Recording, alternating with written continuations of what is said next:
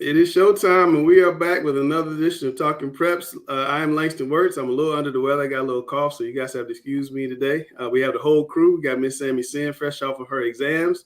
Made all A's on the exams, right, Sammy? Yes, that is right. All A's. And I got Gary Richmond, who did not pull for the Cowboys yesterday when they played the 49ers. Sure didn't. Slept like a baby last night. No stress.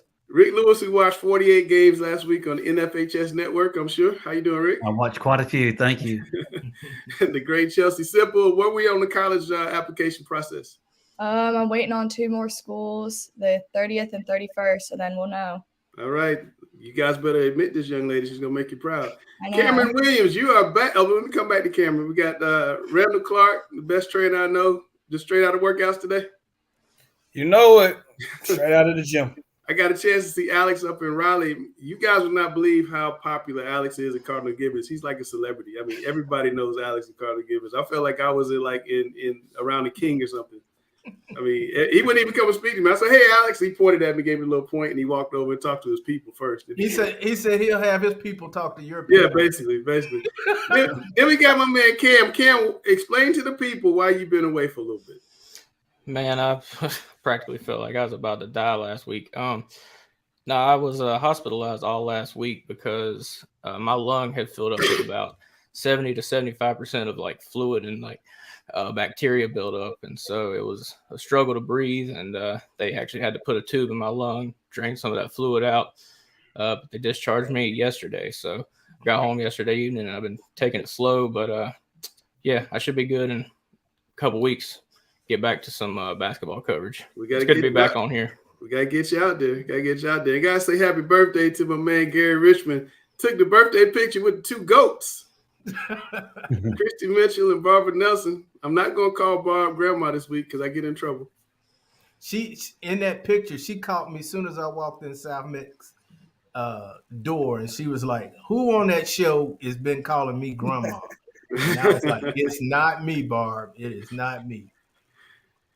Barbara's if you have, you start talking about the best I've ever seen, she's the best women's basketball coach, girls high school basketball coach I've ever seen, Barbara Nelson. So we're going to hit the button and get started with the show. Let me find the button and we'll get started.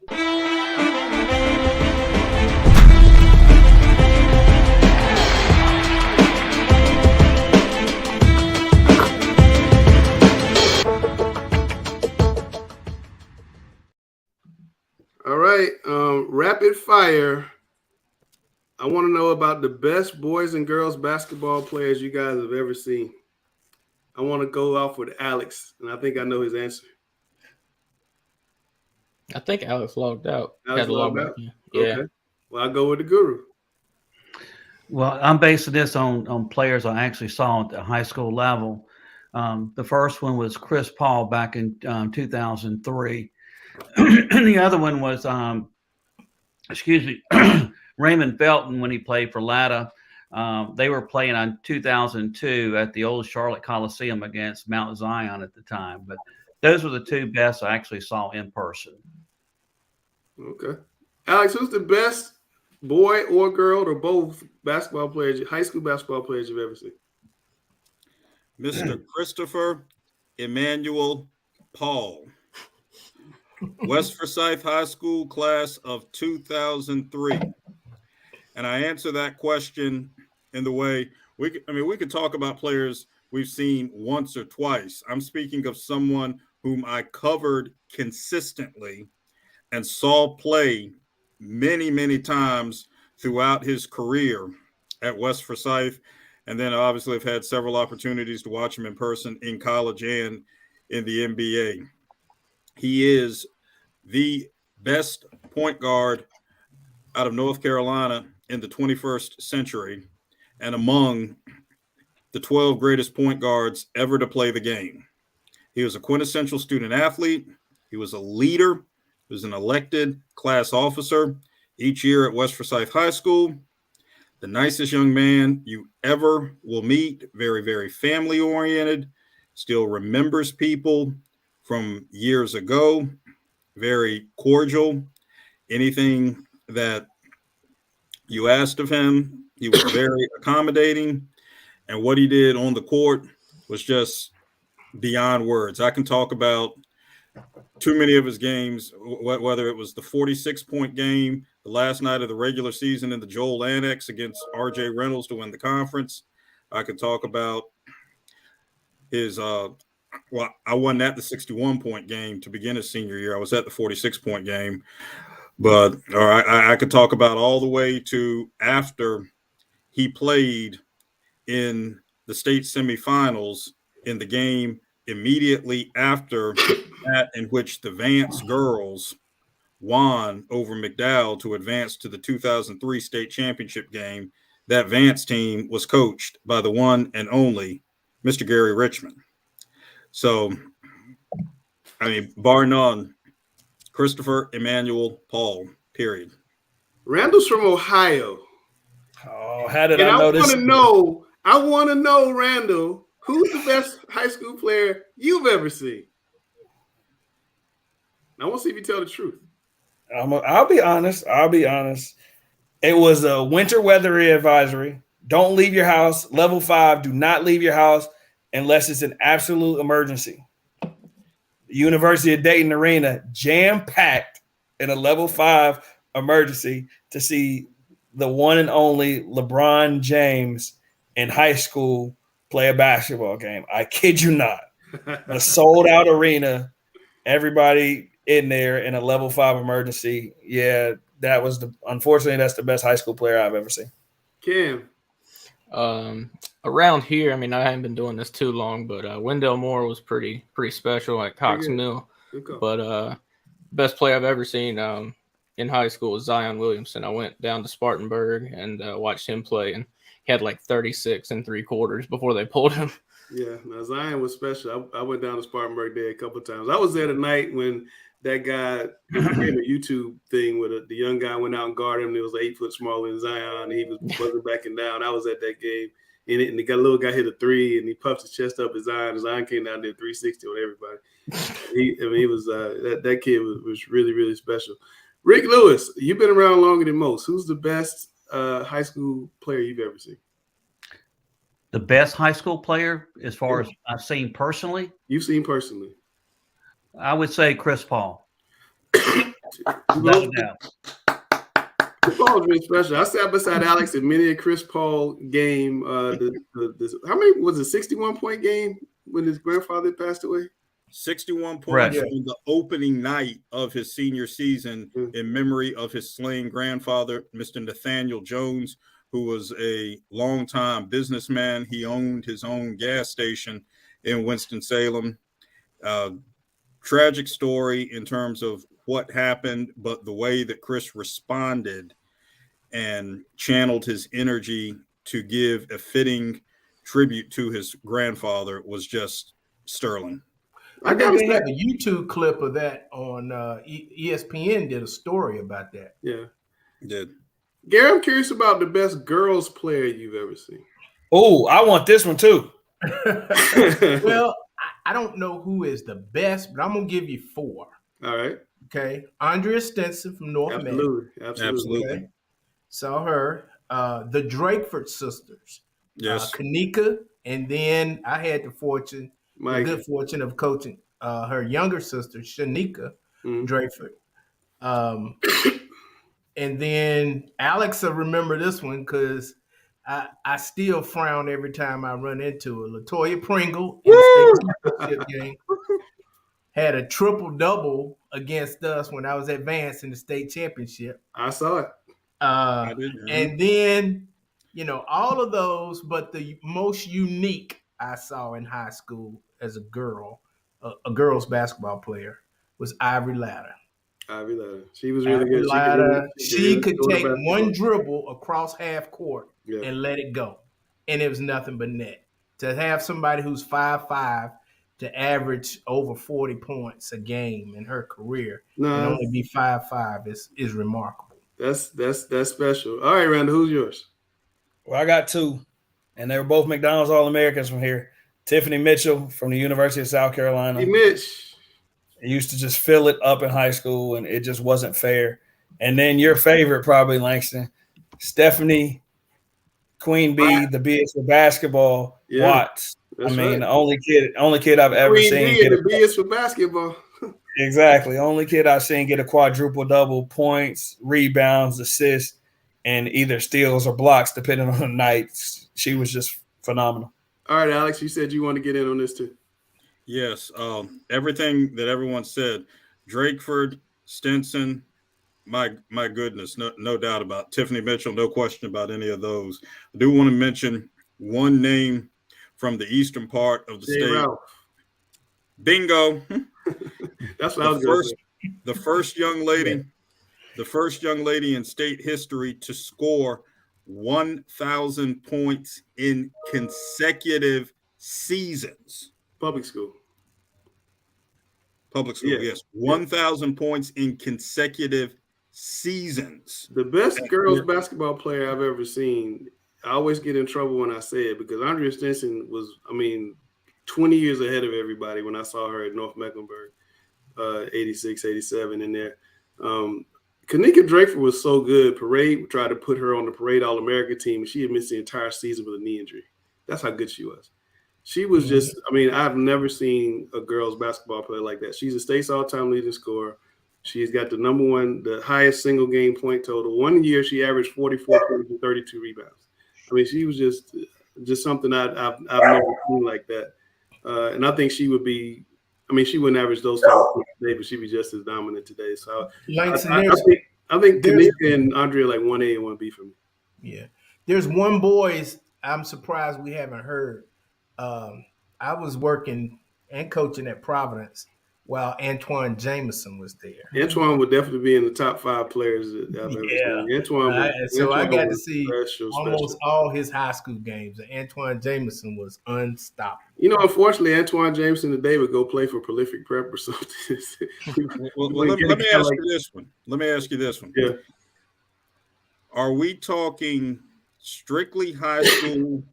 Or are we talking what they became? And the reason I asked that's 2 different questions because then you got to put in Wardell once you start talking about what they became. But yeah, I'm really just talking about strictly. Yeah, and you have to put in James Worthy. I got to see him play twice. Yeah, but Wardell is on a level unto himself. Stephen Curry, for those of you who don't know. If we want to talk strictly high school, then this conversation must include Jason Parker.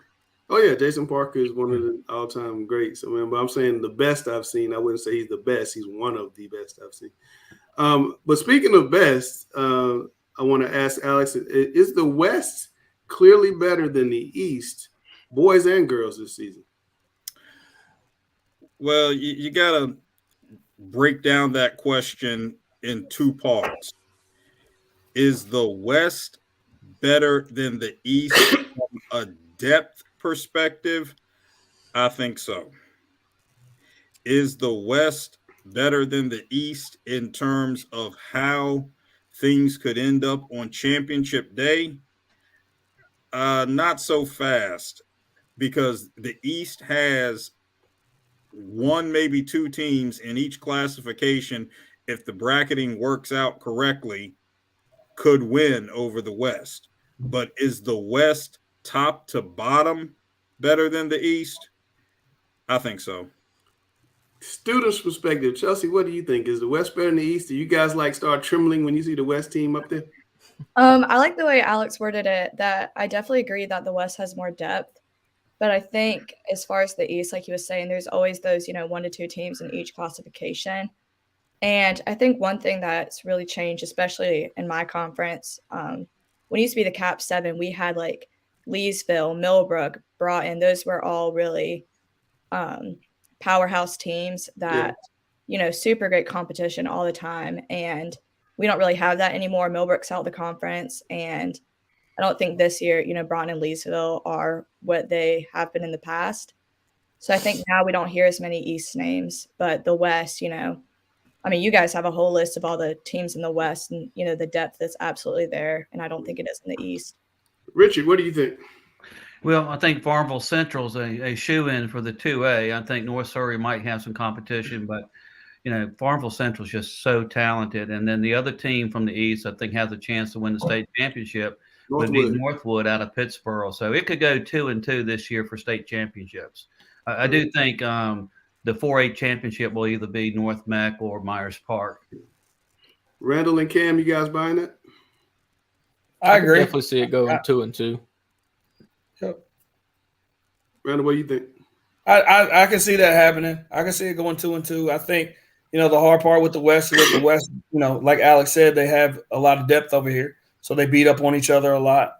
And sometimes that can be a problem once you get to the state final. Gary, you think the girls is 2-2? Probably. The West is always going to be more battle tested. But Mhm. once you get to the state championship game itself, it basically comes down to matchups. Good point.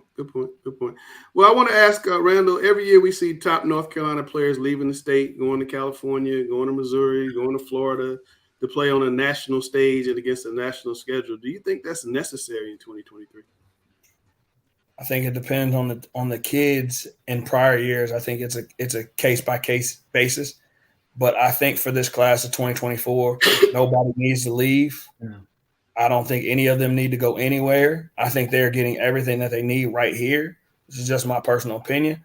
And, I know we've had a couple players in that class that have left. And hopefully they come back because I think that class specifically, they get everything that they need right here. Right. Absolutely. Alex, 1 minute. I knew he was going to disagree with what I was going to say, but yeah. But Go ahead. 1 minute, Alex. 1 minute. 1 minute.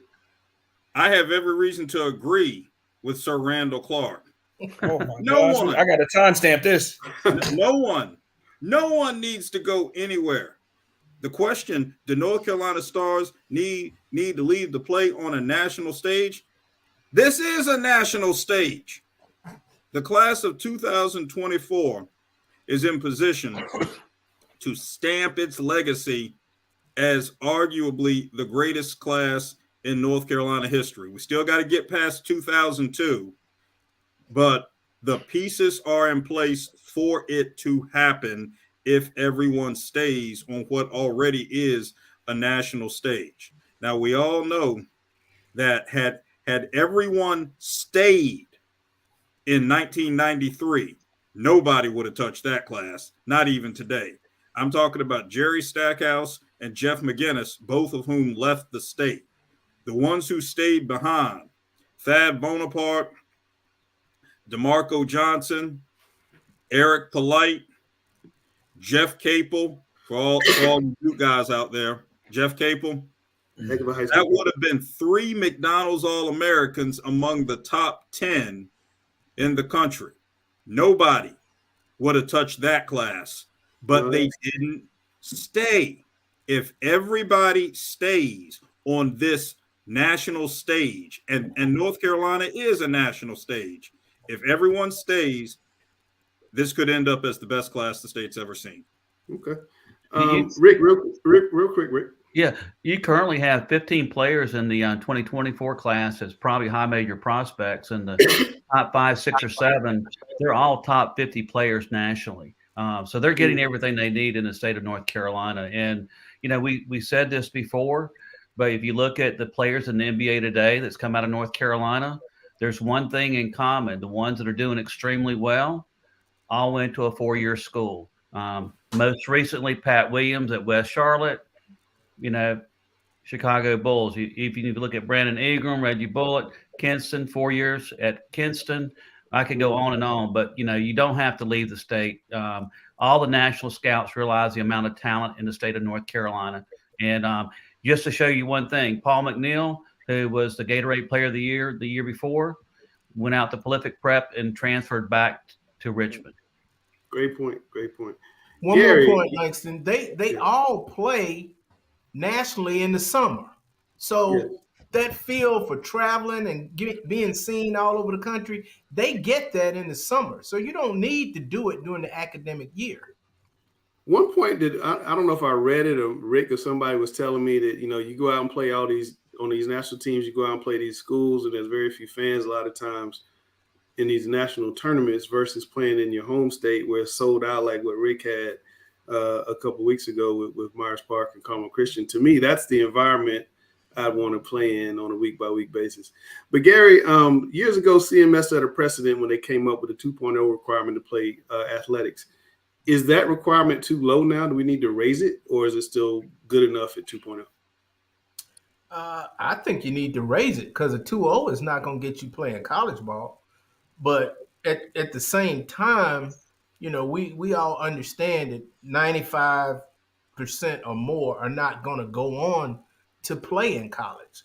So I think it needs to be raised. I think a 2.0 is, especially in this age of laptop academics, it definitely needs to be raised.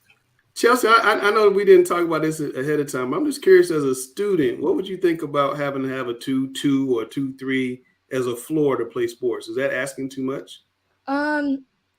I think it's considerably low, but I also think that, there are a lot of students where this is like what they can get and this is what is reasonable for them. Mm-hmm. But I think another thing is this might be like a counter rule, but I know a lot of coaches take their individual responsibility to put higher standards on their student athletes.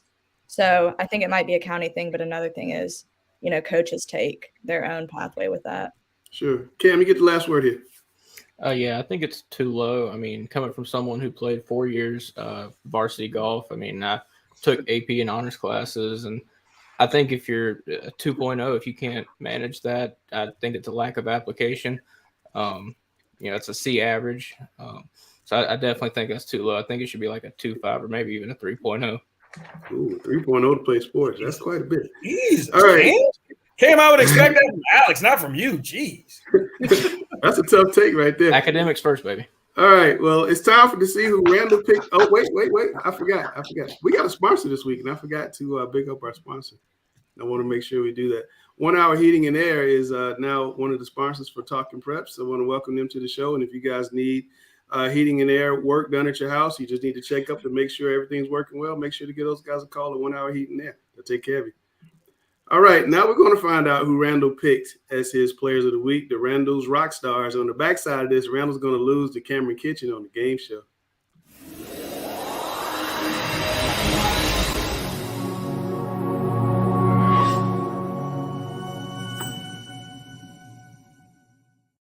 And we're back. We have another episode this week.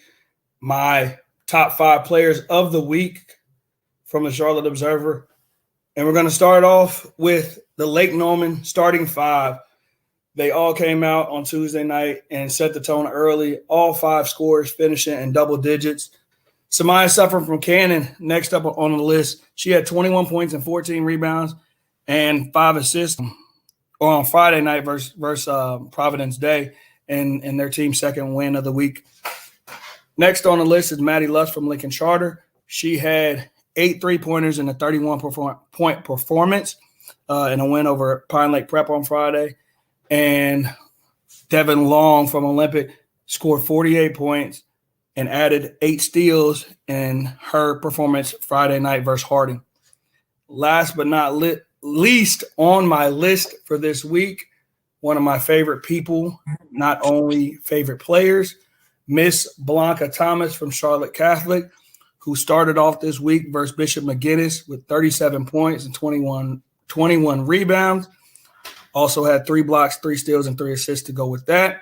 And then followed it up with a 16-point performance in her team's win versus Providence on Friday evening. Blanca, how are you today? Good. How are you? I'm great. Always good to talk to you. So I guess we start with Tuesday night. A lot of coaches in the stands to come watch you play. And you set the tone early. What was your mindset going into Tuesday? I knew Bishop McGinnis was a well-coached team because I'm familiar with their head coach because he was on the USA committee. So I knew they were going to be well-coached, and I know a few of their guards.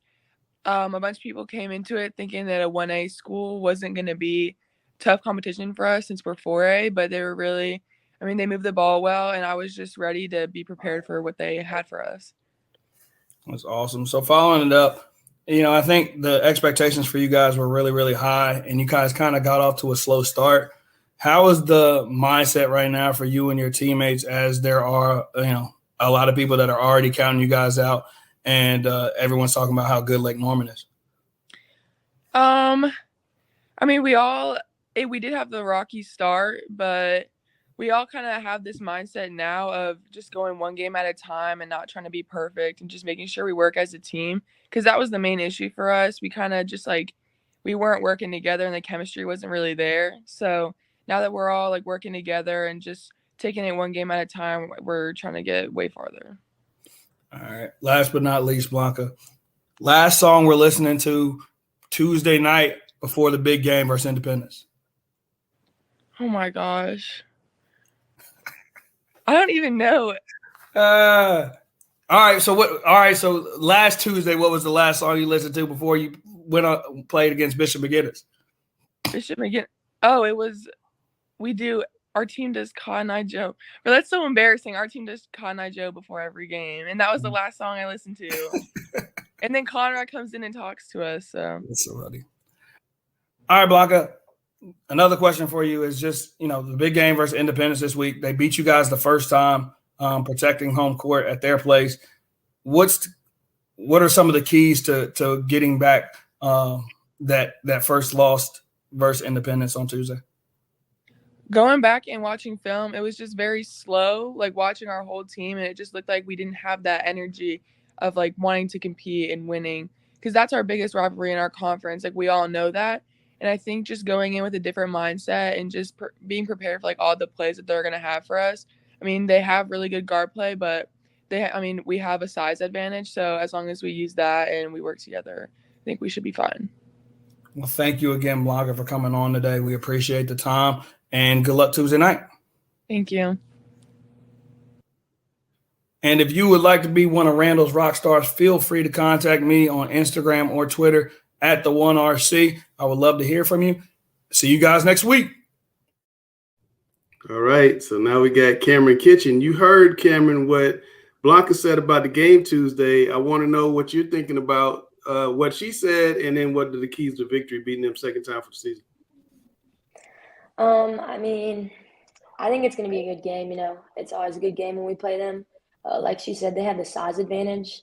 So it's really just toning in our defense and the little details that we've been working on in practice, because, we have, of course, gotten better since last we played them, and so have they. So, we're just ready to come out and have a dogfight. Randall, what do you think that game's going to be like on Tuesday night? Cameron, can anybody guard you on that team?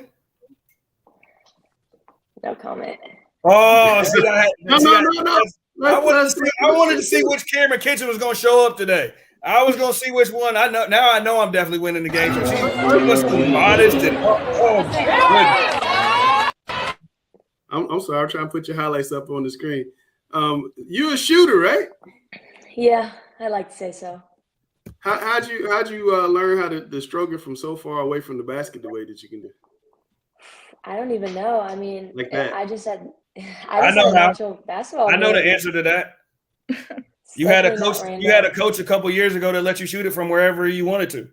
It's not Randall, if you guys were wondering.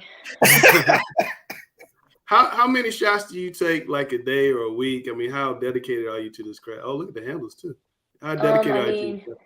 Usually we do practice, so we usually have about 2 hours, 2.5 hour practice, and I usually get up shots after for about an hour. So, I say I get up at least 300, 400 shots a day. Ooh, step back. You got the whole package. Little walk right there, though. Please do not encourage her madness at Langston. I like it, man. I like a shooter. Madness? Is that what we're going to call it? Look at that. I love that. I love a shooter. How many threes you going to drop tomorrow against Charlotte Catholic? They won't watch. You can say it. I don't know. I don't like to say too much about the games, predicting them, but I'm going to get some shots up. Randall, how special is this young lady, and how good is she going to be down the road? Yeah, 2 more years of high school. The funny part is, when I first got her, she had just started playing, and you would never have been able to know it just because by how she carried herself and just her mentality and her approach to the game. And, she's only gotten better. When she finally got to high school, there was a confidence there coming off of that summer that I didn't expect so early on. And it's kind of just groomed, and just watching her blossom and turn into the player that she's becoming now that she finally stopped kicking that soccer ball around so much. It's really been great. Cameron, did you play football in middle school? Yeah, I did. I was looking for your highlights. I went on Huddle and I saw you like in middle school in Union County playing football. What was that like? I mean, it was fun. It was my first year of middle school, and I kind of just like, I told my mom I want to play football, and she was like, "You can play tackle until the boys get bigger than you." And so I Right. just played like everything. I was wide receiver, I was quarterback, I was punter. Wow. Did you score? I sure did. Wow. Yes. Okay. All right. All right. Well, on the show, you have to take on Randall on the game show portion, and I think he's 1-1-1 for the year. Is that right, Randall? No, I haven't lost yet. No, you have lost. Did he lose last week? Ooh, I had one. no. Huh? No, He didn't- I haven't lost yet. He Don't do won. that. Okay. All right. Well, Cameron, you can be the first L today. How about that? Okay. All right. So I'm contractually obligated to play his little theme music, and then Chelsea's going to read the question. You'll be first, and then the second question, Sammy will read, and you'll be second. And there's 5 questions, so just make sure you get at least 3 right, so you can knock it out. Let me play his little theme music. I'm Randall Clark. I am not Sam Griner. You will not beat me on the game show.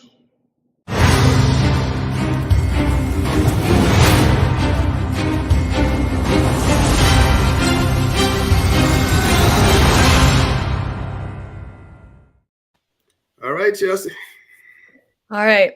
Which one of these players leads the ACC in scoring this season? A. Haley Van Leith, Louisville. B. Tanai Lotson, Florida State. C. Olivia Miles, Notre Dame. Or D. Kennedy Todd Williams, UNC. All right, Cameron, let's get off to a good start. What's the right answer? Olivia Miles. Olivia Miles. Randall, what you got? Yeah, see Olivia Miles. Nope, the answer is Tania Watson from Florida State, and we are still tied at 0. Dang, Randall.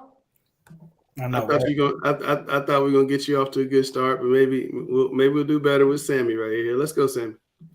NC State has won the past 3 ACC women's tournament titles.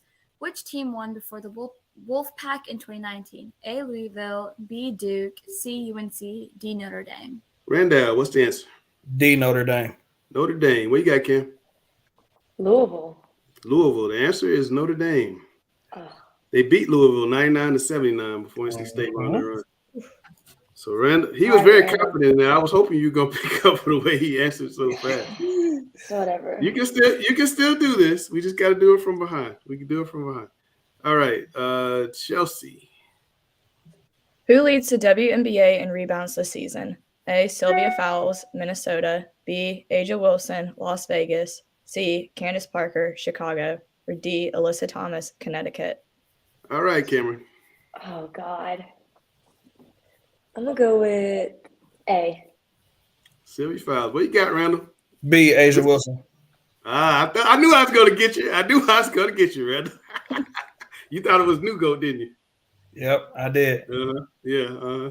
I called Dawn Staley the New Goat of women's college basketball, and I knew that Randall was going to pick Asia Wilson for him. And the answer is Sylvia Fowles. So we're tied 1-1. Wow, Cam, that's impressive right there. I got Randall. What did Cam say? What did Cam say? She said foul. She got it right. Oh, yeah, she got it right. Yeah, she got it right. Comeback season. All right, so we're tied at 1-1, and it's on Sammy. Let's go. This former Batman is the star of the Netflix hit film The Pale Blue Eye. Name him. A. Michael Keaton, B. Ben Affleck, C. Christian Bale, D. George Clooney. Randall. B Ben Affleck. Ben Affleck. What you got, Ken? Am I supposed to know this? No. I thought that a young person would know the hot movie on Netflix. No. I mean, I have a little trust in Randall, so I'm gonna go with Randall's answer. No, the answer is Christian Bale. I knew it. Dang, I was between Bale and Affleck, and I just remember seeing Affleck the other day on Netflix on a Netflix commercial. Dang. All right, no pressure, Cam. We're tied at 1. You get to answer this last question first. No pressure. Here we go, Chelsea. How old was Britney Spears when her hit Baby One More Time debuted in 1998? A. 15, B. 16, C. 17, or D. 18. Cameron, what is the right answer? 17. C, 17. Randall, what you got? B 16. Dang, Randall stole it. You're so Hit me, baby, one more time. No way. Yeah, he got you, Cam. Yeah, I'm sorry. But good Damn, luck it's tomorrow. okay. Everybody, it happens to everybody. Tell It's 2 okay. years I lost twice, Cam. It happens to everybody. You Coach can- Galvani, I said, what's up? I covered her in high school. It's crazy that she's coaching high school now. It just seemed like yesterday we were taking a picture of her and her dad. She played like 9 gazillion sports at North Macon, was really good at all of them. And she's become one heck of a coach now at Independence. So good luck to you guys tomorrow. Should be a great game. 2 of the best players in the state going at it with Cam Kitchen and Blanca Thomas. And Randall will have half an Independence shirt and half of a Catholic shirt on at the game with his pom-poms. Randall, you're coming for once? Oh, here we go. Ooh, for once. Was I not at Independence versus Catholic last year at Independence, Cameron Kitchen? But you didn't want to show up at the Catholic game. Here we go. I can't be everywhere every night, Cam. All right, Cameron, listen, take care. Good luck, all right? All right, thank you. All right. Dang, Randall, you get so lucky. All right, we got to drop a spot for our sponsor on the backside. Sammy's going to drop a video. Dependworthy isn't in the dictionary. That's what you get for sticking your nose in books. I kind of thought Dependworthy would be in the dictionary by now. Bunch of dictionary eggheads. They don't know nothing about installing air conditioners. I was just doing it the 1 hour way. Just making small talk. Meaning no mistakes. If we make one, we make it right. Free. Of course. Wow, when I run for president. No. Let's not even go there. 1 hour heating and air. Dependworthy to the end. All right, make sure if you guys need heat and air conditioning service, give them a call at 1 hour heat and air. Sammy, it is on you. Who did you talk to this week? What was it like? I talked to Kristen Lewis. She's a senior at Lake Norman High. She was very sweet, and it was very fun interviewing her. All right, we're going to drop the interview.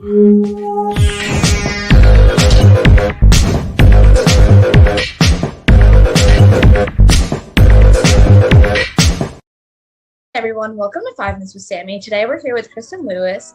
She's a point guard at Lake Norman High. So Kristen, you are the so-called leader of the unbeaten 16-0 Lake Norman girls team. How did you get to that point and earn that name? So basically, I'm the leader of the team because I'm the only senior. I've played here for 4 years with Mackenzie. I've known her since middle school, and I guess everybody looks at me, being the point guard and the head of the team, so that's where that name comes from. How did it feel to win at the International Cherokee Invitational? That was big because probably the best competition we faced all year. A lot of D1 girls on great teams, and to come away with that win was big statement. It definitely boosted us up in the ranks, and we ended up being ranked in the top 40 national. I hear Lake Norman girls team is undefeated. How does your team work together in practice to be successful? That's definitely come with playing with each other for years and putting in the work at practice. We've bonded on and off the court, and I think it shows in each of our games. What has been your favorite game this season and why?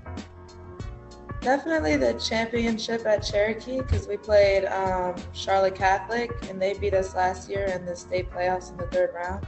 So beating them how we did by like 30 points was a big statement for us that this year we're better than we were last year, and we're going for that state championship. Have you committed to any colleges yet, and are you going to be playing basketball in college and make a career out of it? I'm definitely going to be playing in college. I haven't committed yet. I'm still going on a couple more of my visits, but I'll be committing at the end of this season. Okay, thank you so much.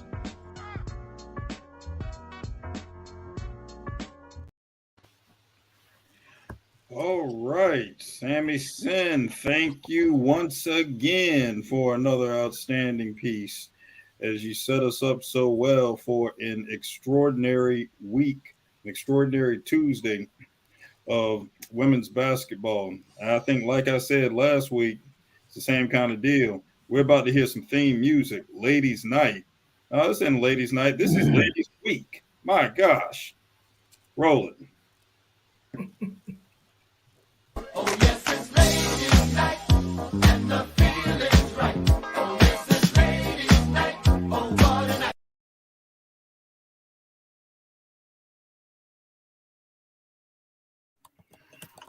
Tuesday night, it is Ladies' Night and yet another Ladies' Week. So let's not waste any time on this. Let's go ahead and get the these games, and let's go ahead and start off with the one everyone's talking about. We've talked about it on the show already. Let's go ahead and get it going. Who wants Catholic and Independence first? I'll go. Oh, go ahead, Gary. Coach Richmond, feel free. Go ahead. This is probably the regular season game of the year. They're playing for a conference title. Each team has the opportunity to decide their own fate. You know, they don't have to look around and hope somebody else loses. It's going to be a competition between size and skill. Not saying that the other team is not skilled; they're both very skilled. But who can play the style that they want to play? Catholic wants to go inside out. I think Independence is more of an outside penetrate in. So it's an interesting contest among styles, and I'm gonna get in the car and I'm going to see it tomorrow. Let's keep it rolling. Go ahead, Randall.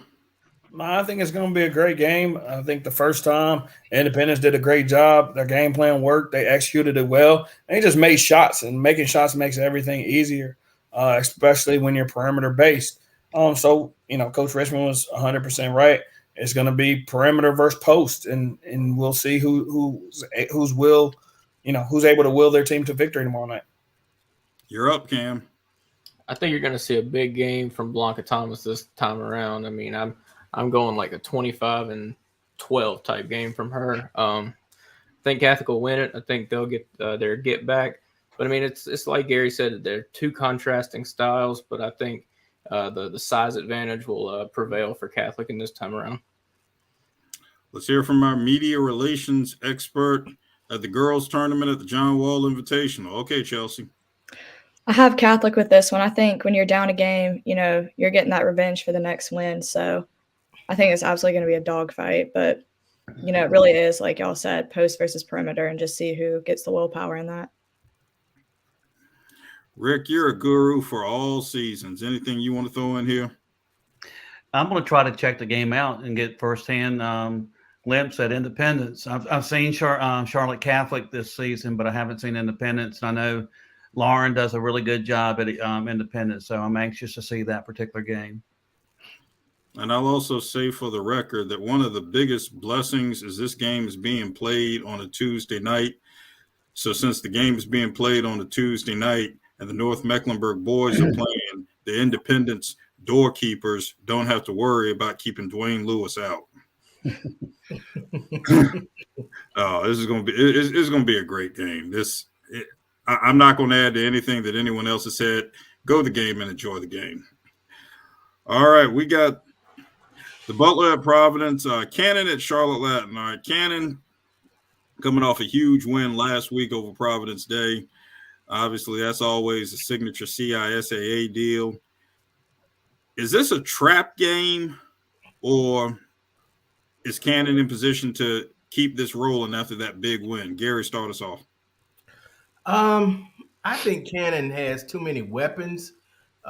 Usually when you see a trap game, it's a matter of one or two players being off, but Cannon is so deep. Even if one or two players are off, I think they can overcome that. So I'm not expecting any kind of letdown from Cannon. All right, let's go to North Meck and Mallard Creek. North Mecklenburg with Coach Jennifer Baker, who just flies under the radar and does her thing and turns out a consistent winner year in and year out. This year is no different. Randall, talk to us a little bit about that game among Friday night. I think this is a true test for Mallard Creek.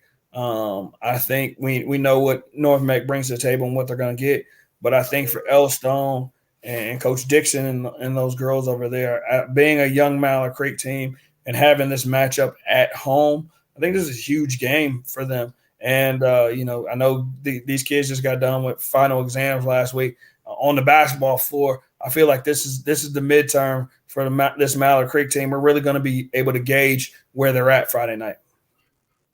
Anybody want to throw anything in on our good friend Barbara Nelson at Myers Park? Anyone want to use the name reference, which several people have shied away from after one of Randall's proteges used it on the show here. Anything want to say anything about that before we conclude?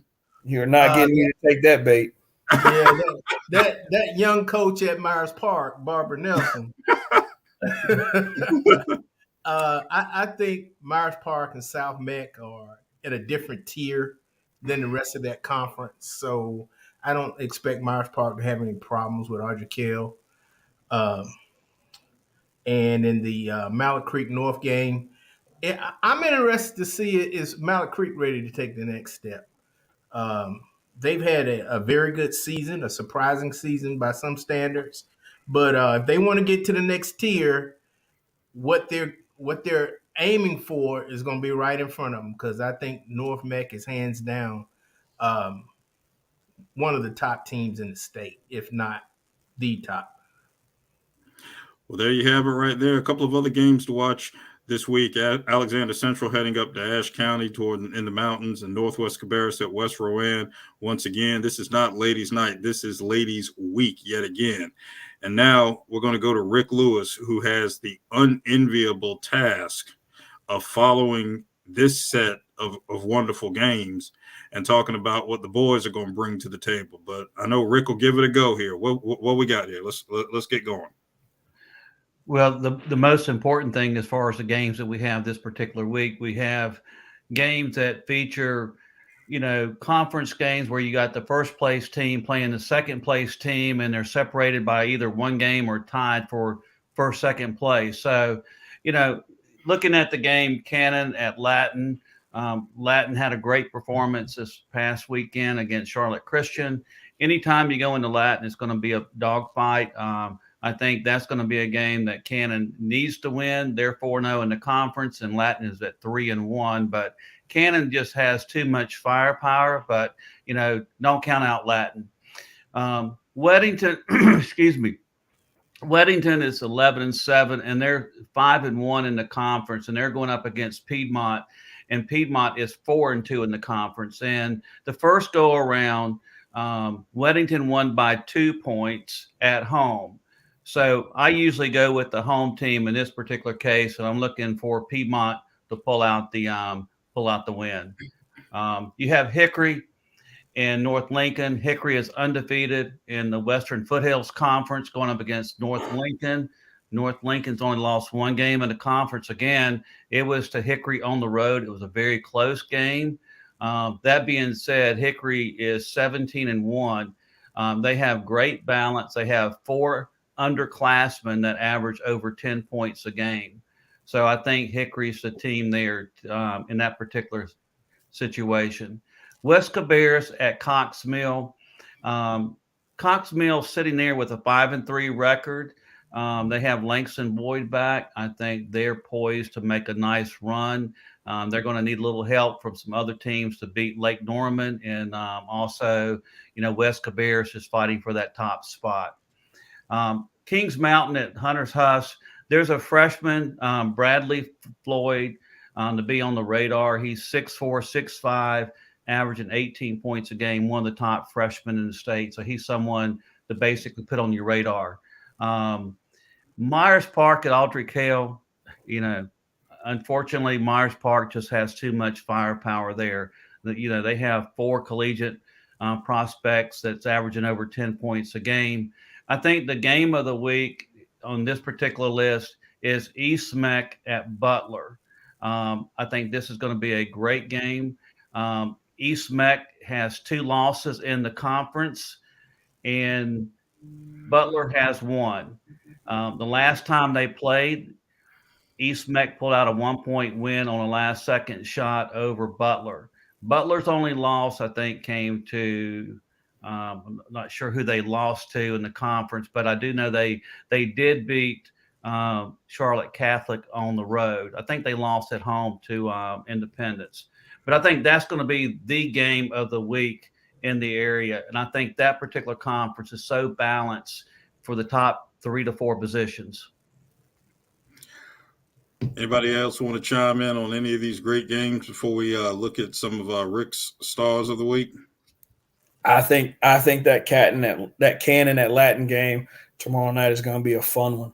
I think Cannon sometimes falls asleep defensively, and if they let this Latin team hang around for too long, they could find themselves in a true test tomorrow night on the road.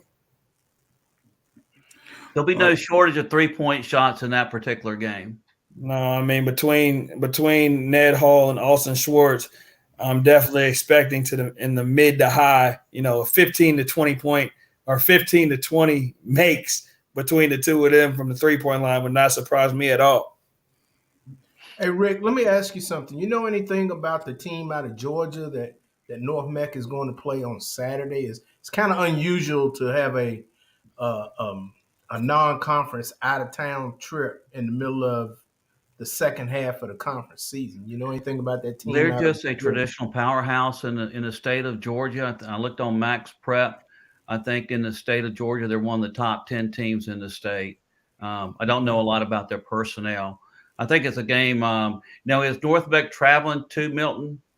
It says, yeah. Mm-hmm. Yeah. Mm-hmm. That'll be an interesting game. I think that'll be a big game for North Mech. North Mech is looking for that national attention. They're 17-1 in the state. I think a lot of people, are picking Myers Park and North Mech as the two top teams. I think that's a game that, I think North Mech will have, come in with a little chip on their shoulder. Once again, an opportunity to travel out of state and to affirm the commitment of Dwayne Lewis to cultivating new opportunities for the efficacy of education-based athletics among his student athletes. So very, very impressive there. All right, so we had a great set of games there. Once again, well done by the entire panel here. Let's talk about players of the week. All right.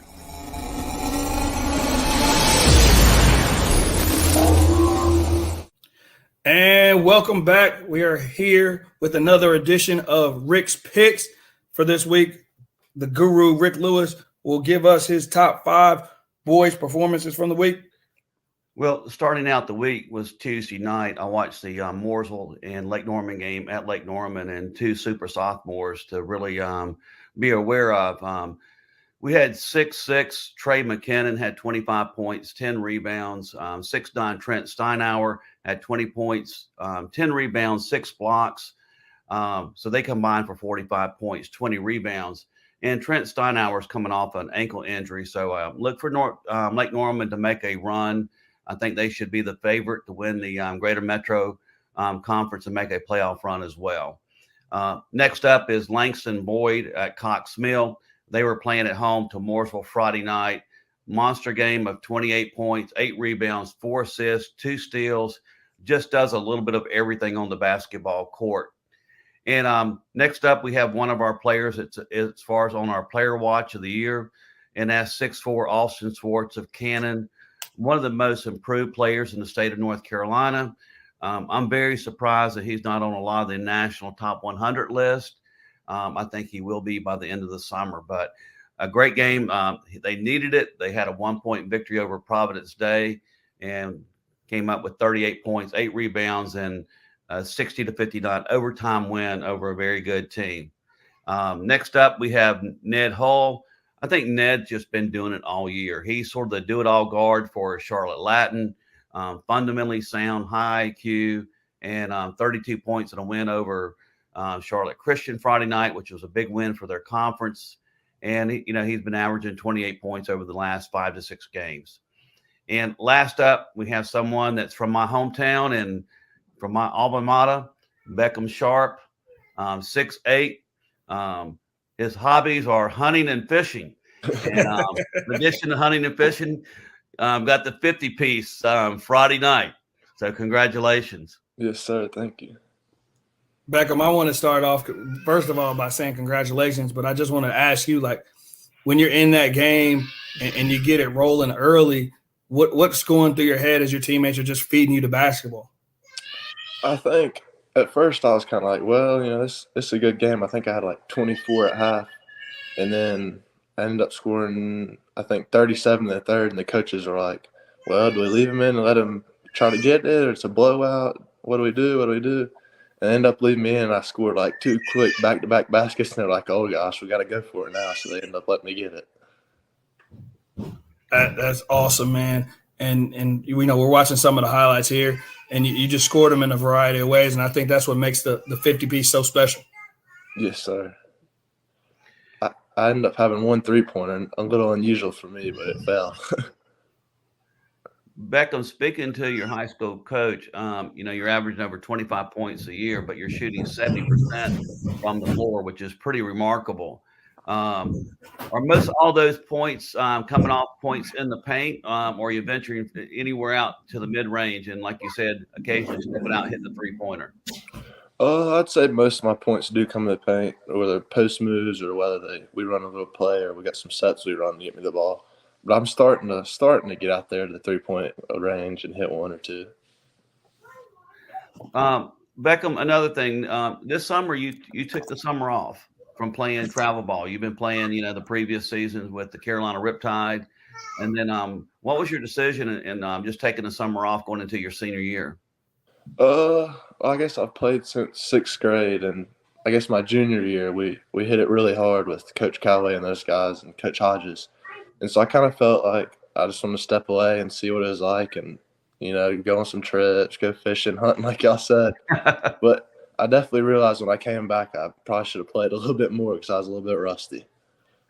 One more thing, I was speaking to Coach Hodges the other night, and he was talking about a wonderful person you are. He sent you a note saying congratulations on the 50-piece, and you replied back stating, a blind pig stumbles upon an acorn every now and then. Yes, sir. The blind squirrel finds an acorn every once in a while. That's my go-to for him. That's awesome. Congratulations once again, Beckham, on a great night, and good luck the rest of the season. Yes, sir. Thank you. Thank you, guys. Congratulations. And if you want to be one of the Guru's Coach Rick's picks, feel free to reach out to him on social media at Coach Rick 57 on both Twitter and Instagram. Coach Rick, as always, we appreciate you, and we'll see you next week. Thank you very much. All right. Once again, I don't need to remind anyone of the happiest place on earth, a place in which we all are just happy to be living. I'm talking about Chelsea's World. Thank you, Alex. You in Chelsea's World once again. Take it away. So this week I interviewed someone actually off of Rick's Picks. This week was Ned Hull from Charlotte Latin. And I really enjoyed interviewing someone from the Charlotte area because over in here in Raleigh, that's kind of what I know, and getting a look into the West hoops. So again, to anyone who wants to be featured, if you're from, Charlotte, Greenville, Mountains, anywhere in North Carolina, reach out to me at Chelsea Sipple, and I'd love to get you featured. Here we go. It's Chelsea's World.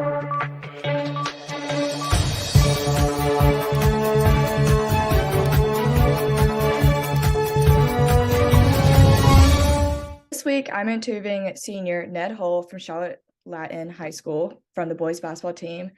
And Ned, I saw a tweet recently talking about your last 5 games and your statistics. You're averaging 28.6 points per game with those last 5 games.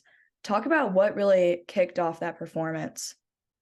I would really say it's really our team starting to click more. We have a bunch of young kids that, we haven't really played a lot together. So, this past second half of the season, we started to play together a lot better.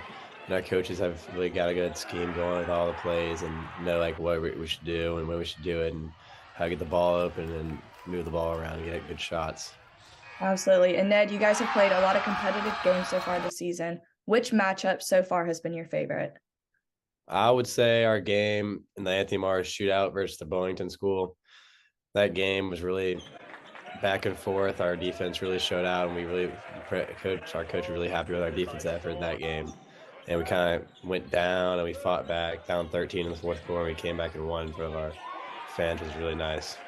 Absolutely. And this is your senior year. You only have so many games left in the schedule. Which one are you still most looking forward to? I would say all of them. It's a really great opportunity when we play conference and everybody's really competitive. And the games, and our coach always says, enjoy the moment. And we got to take everything in. So it's really just how every conference game in the playoffs after that.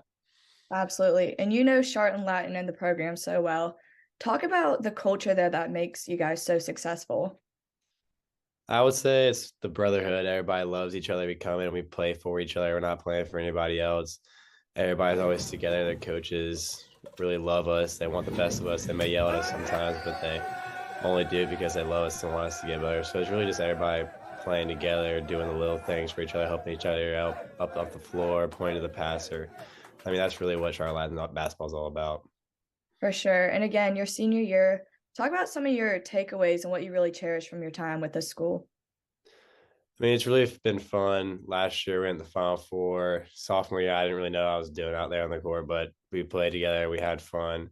Last year, we had really fun together when we beat a lot of teams that nobody really thought we were going to beat. But, I mean, it's really just kind of these 7 seniors that I've been playing basketball together since 7th grade. So it's really fun just playing with them and going out there every single time on the court and giving it our all together. Absolutely. And to get to know you as an athlete, talk about your game style.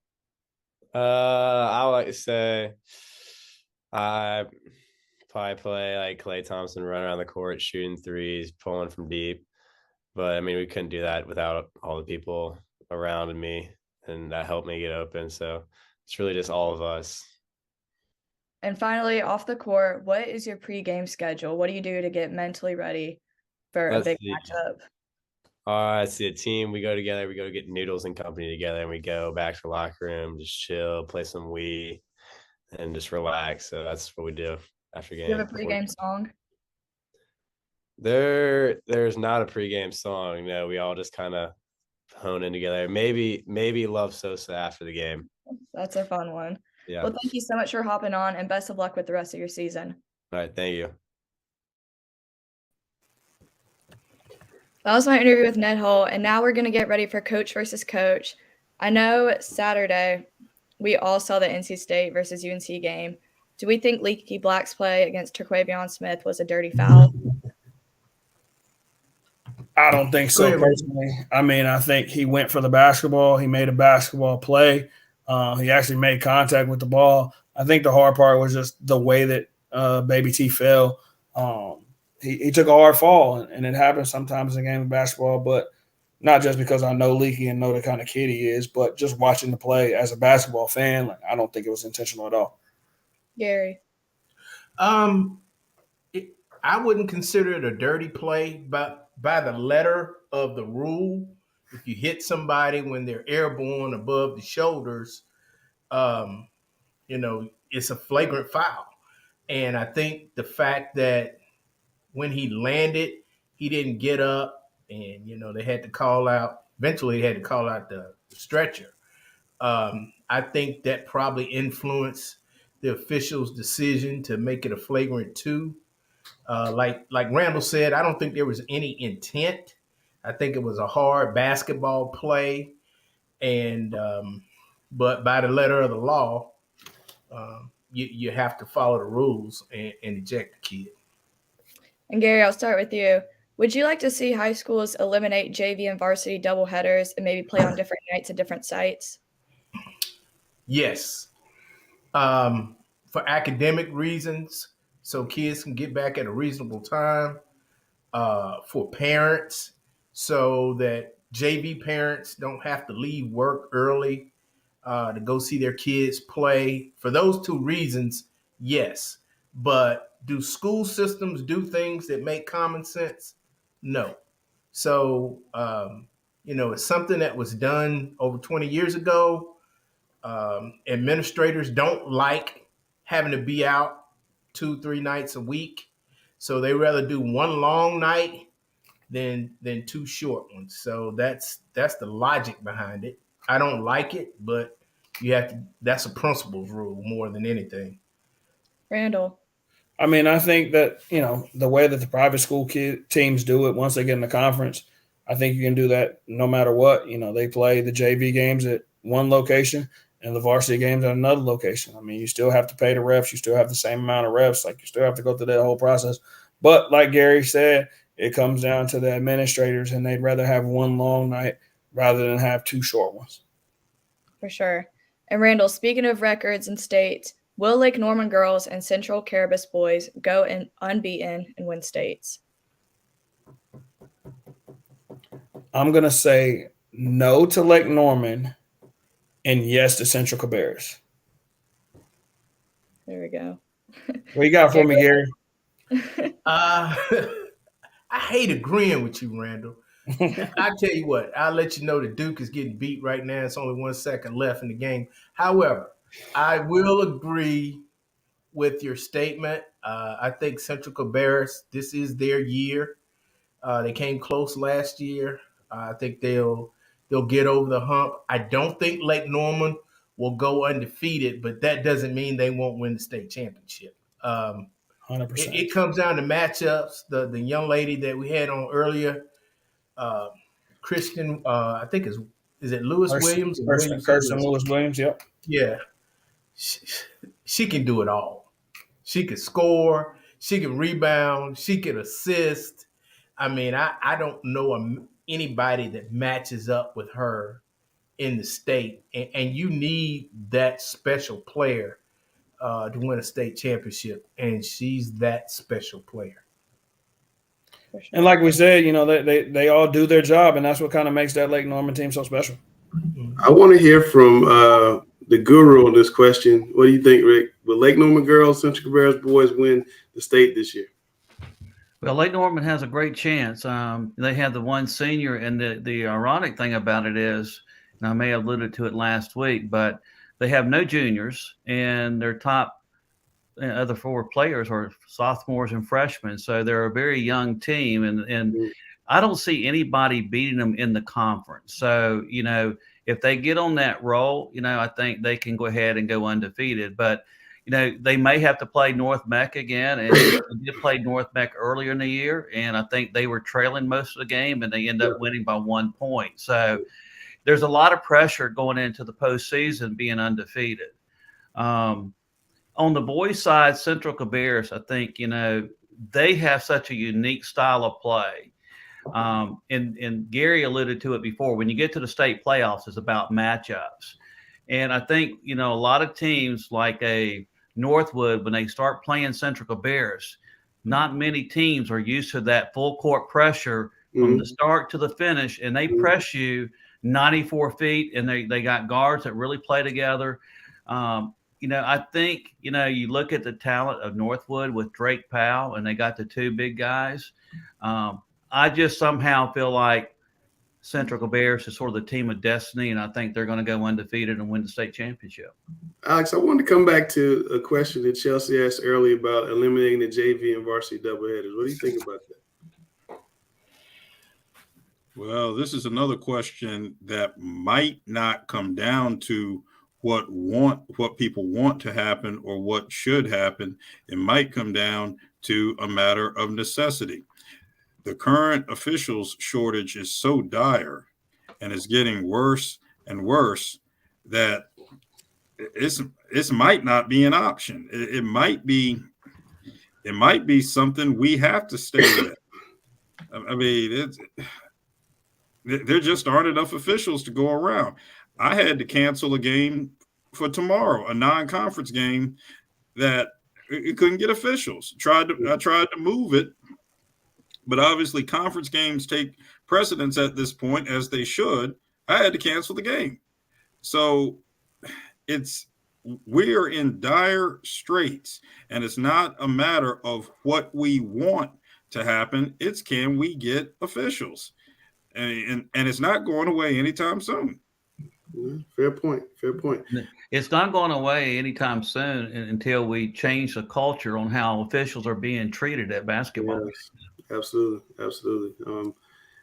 I was with Q Tucker the other day, and she was telling me a story about a man who was berating the officials in the stands, and she told a guy, come on, lay off of him. And he admitted to her, I couldn't be him, because if I was him, I wouldn't do the job. So why are you berating him if you want him to do the job? So that is a big issue for the state, and something we got to get a hold of before we just can't play games, as Alex said. All right, it's time for the big star of the big show. Man, look at us at 9-10. Grice, if you're watching, this is what I need in the fall, my friend. Look at Gary laughing. I need this in the fall. All right, Randall, Your final thoughts.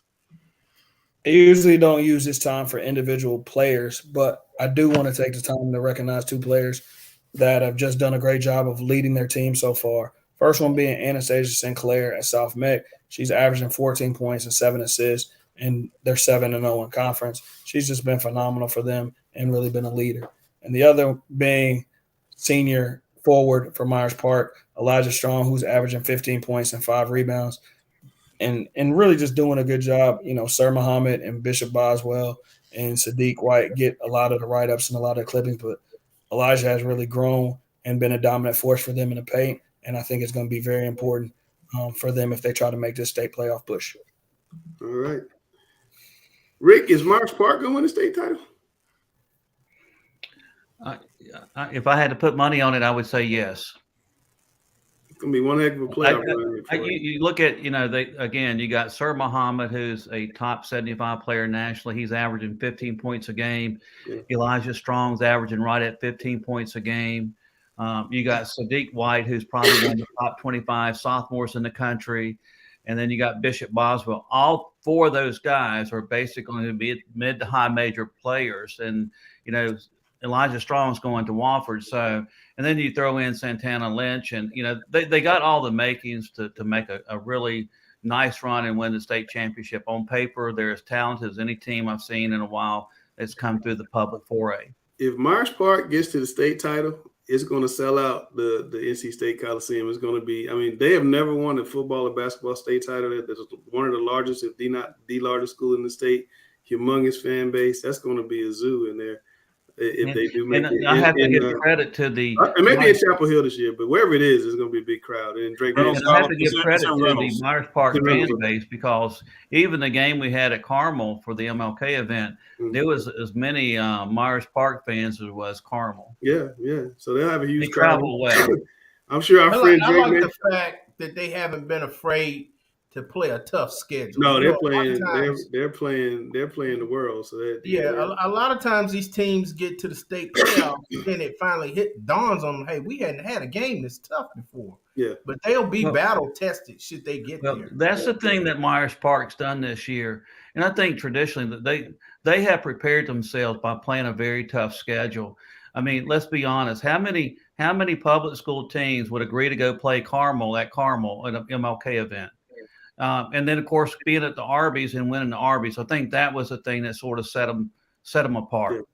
Yeah, no, they're battle tested. Chelsea and Alex, who's going to play Myers Park if that's the case in the 4A finals? Go ahead, Chelsea. I'm gonna let you go first because I got to think about this. I'm gonna go with Holly Springs. Holly Springs, what you got, Alex? He's frowning. He don't like that.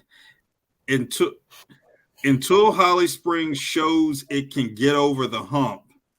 This is a team that never has played in the regional, if I remember correctly. Yeah. Not to my knowledge.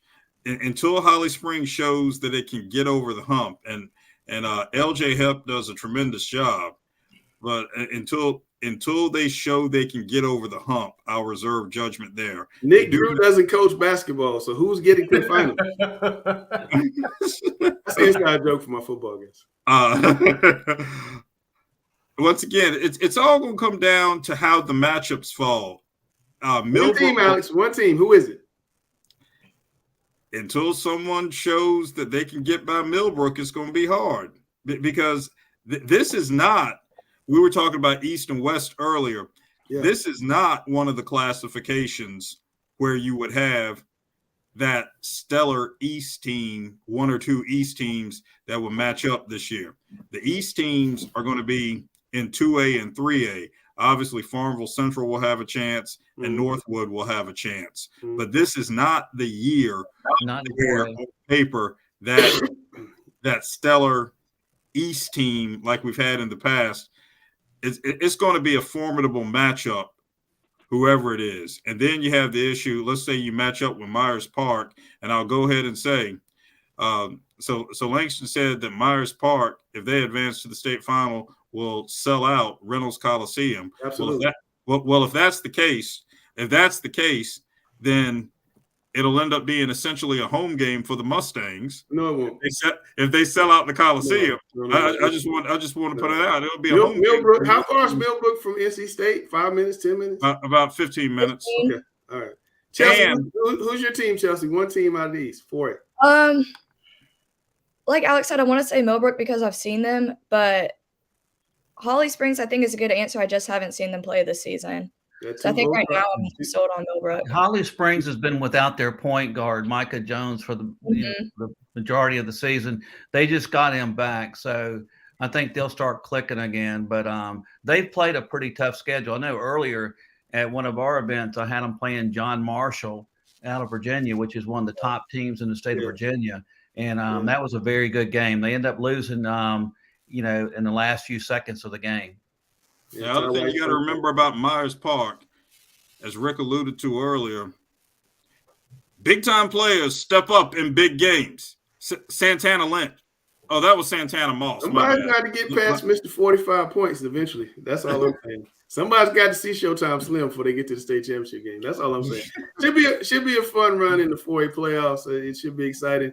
I'm loving this, man. It's 9:15. We're out of here. Grice, I'm telling you, I need an hour 15 in football season. That is Randall Clark, the best trainer I know. That's Chelsea Sipple, who's going to be great. Whatever school she goes to, all of y'all send her acceptance letters. Everybody. Especially, who do we want especially? Chapel Hill? Especially Chapel Hill. Columbia? Tennessee? Tennessee already got in. Already got in Tennessee? Well, especially Chapel Hill, UNC. Let her in. Let her in. Rick Lewis, the guru. Alex Bass, the contrarian. Gary Richmond, the coach of all seasons. He coaches everything. Cameron Williams back from his pneumonia battle. Cam, hope you continue to get better. And we are Talking Preps.